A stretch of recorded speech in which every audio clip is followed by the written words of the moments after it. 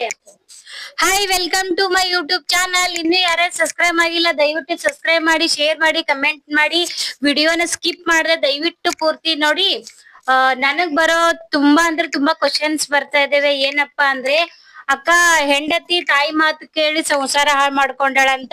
ಅದೇ ರೀತಿ ಬಿ ಅಕ್ಕ ನನ್ ಗಂಡ ತಾಯಿ ಮಾತು ಕೇಳಿ ನನ್ಗೆ ಹೊಡಿತಾನೆ ಬಡಿತಾನೆ ಅಂತ. ಸೊ ಇದಕ್ ನಾನೊಂದ್ ಸಣ್ಣ ಸೊಲ್ಯೂಷನ್ ಏನ್ ಕೊಡ್ಬೇಕು ಅಂದಿನಂದ್ರೆ, ನಾನ್ ಇದು ಹೇಳ್ತಾ ಇಲ್ಲ ನೀವು ತಾಯಿ ಮಾತು ಕೇಳಬೇಡಿ ಅಂತ. ತಾಯಿ ಮಾತು ಕೇಳಿ, ಎಷ್ಟು ಕೇಳ್ಬೇಕು ಅಷ್ಟೇ ಕೇಳಿ. ಯಾಕಂದ್ರೆ ಯಾವ ತಾಯಿನೂ ತನ್ನ ಮಕ್ಕಳ ಲೈಫ್ ಹಾಳಾಗ್ಬಾರ್ದು ಅಂತಾನೆ ವಿಚಾರ ಮಾಡ್ತಾರೆ. ಬಟ್ ಆದ್ರೂ ಎಲ್ಲೋ ಕೆಲವು ಇರ್ತಾರೆ, ನಿಮ್ ಮಕ್ಕಳ ಲೈಫ್ ನಿಮ್ ಮಗಳೇ ಆಗ್ಲಿ ಅಥವಾ ಮಗನೇ ಆಗ್ಲಿ, ನೀವೇನ್ ಕಲಿಸ್ತಾ ಇದ್ದೀರಲ್ಲ ಅದು ನಿಮ್ ಲೈಫ್ ಹಾಳಾಗಲ್ಲ, ನಿಮ್ ಮಕ್ಕಳ ಲೈಫ್ ಹಾಳಾಗ್ತದ. ವಿಚಾರ ಮಾಡಿ.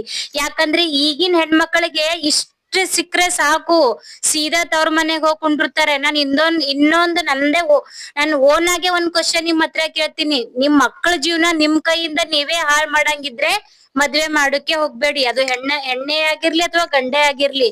ಯಾಕಂದ್ರೆ ಈಗಿಂದ ಆಲ್ಮೋಸ್ಟ್ ಜನರೇಷನ್ ದಲ್ಲಿ ಏನ್ ನಡೆದಿದೆ ಅಂದ್ರೆ, ಜಾಸ್ತಿ ಹೆಣ್ಮಕ್ಳು ಗಂಡನ ಮನೆ ಬಿಟ್ಟು ತವ್ರ ಮನೆಗ್ ಬರ್ತಾ ಇದಾರೆ. ಯಾಕೆ ಬರ್ತಾ ಇದಾರೆ ಗೊತ್ತಾ?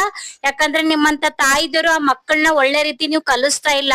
ಅವ್ನ್ ಹಂಗೆ ಇವ್ನ್ ಹಿಂಗೆ ಅಂತ. ಹಾಗಾದ್ರೆ ನಿಮ್ ಗಂಡನು ನಿಮ್ ಜೊತೆ ಕರೆಕ್ಟ್ ಆಗಿಲ್ಲ, ಆದ್ರೂ ನೀವ್ ಅವನ್ ಜೊತೆ ತಿದ್ದಿ ಏನೋ ಒಂದ್ ಅನುಸ್ಕರಿಸ್ಕೊಂಡಿ ಅವನ್ ಜೊತೆ ನೀವು ಬದುಕ್ತಾ ಇದ್ದೀರಲ್ಲ. ಸೊ ಅದೇ ರೀತಿ ಬಿ ನಿಮ್ ಮಗಳು ಬದುಕ್ತಾಳೆ.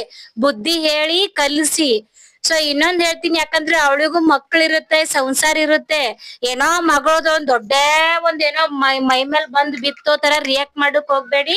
ಯಾಕಂದ್ರೆ ಈಗಿನ ಹೆಣ್ಮಕ್ಳು ನಾಜುಕ್ ಇದಾರೆ. ನಾನು ಒಂದ್ ಹೆಣ್ಣಾಗೆ ಒಂದ್ ಹೇಳ್ತೀನಿ, ನಾನು ಎಲ್ಲಾ ರೀತಿ ನನ್ ಗಂಡನ ಹತ್ರ ನಾನು ಅನುಭವಿಸಿದೀನಿ. ಹಂಗಂತ ಬಿಟ್ಟು ಬದುಕಿಲ್ಲ, ಬದುಕಿರೋದಕ್ ಬೆಲೆನೇ ಇರಲ್ಲ.